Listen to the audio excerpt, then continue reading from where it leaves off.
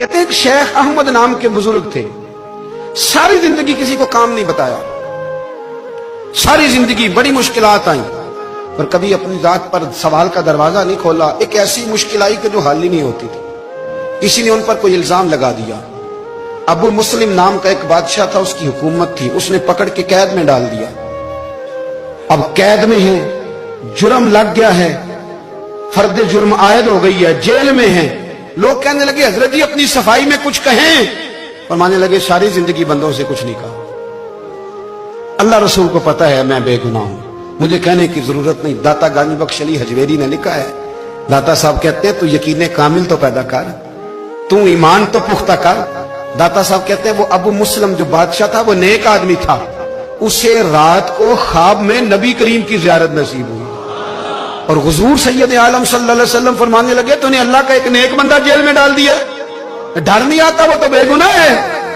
بادشاہ آدھی رات کو خود اٹھا۔ دادا صاحب فرماتے ہیں کسی گارڈ کو نہیں بھیجا، پولیس والے کو نہیں بھیجا، جیلر سے نہیں، خود گیا، جا کے جیل کا دروازہ کھولا، دروازہ کھول کے اس درویش کو آزاد کیا، کہنے لگا بابا جاؤ، مجھے پتہ چل گیا بے گناہ ہے۔ بابا جی سلام کر کے جانے لگے تو بادشاہ پھر آگے آیا، ہاتھ باندھے، ہاتھ چومے، کہنے لگا حضور آپ بڑے نیک ہیں، میرے لیے کوئی حکم ہو تو بتائیے گا، میرے لائق کو خدمت ہو تو بتائیے گا۔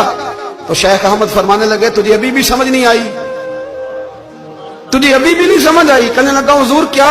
فرمانے لگے جو تہجد کے وقت تجھے اٹھا کے مجھے رہا کرنے بھیج سکتے ہیں وہ میری کوئی ضرورت باقی رہنے دیں گے؟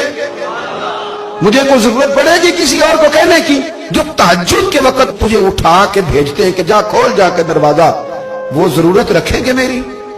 ضرورت مجھے رہے گی کہ میں تجھے اور کوئی کام؟ ابھی بھی تجھے سمجھ نہیں آئی؟ وہ داتا علی حجویری رحمت اللہ علیہ فرماتے ہیں اصل میں ہماری طبیعت ہے، ہم نے بندوں سے دل لگا لیا ہے، دل اللہ رسول سے لگاؤ، کسی بندے سے لگانا تو اس سے لگاؤ جو اللہ والا ہو۔ آپ فرماتے ہیں کہ اپنی ساری خواہشات اپنے رب رسول سے، آپ فرماتے ہیں کہ اگر اللہ کے حوالے اپنی خواہشات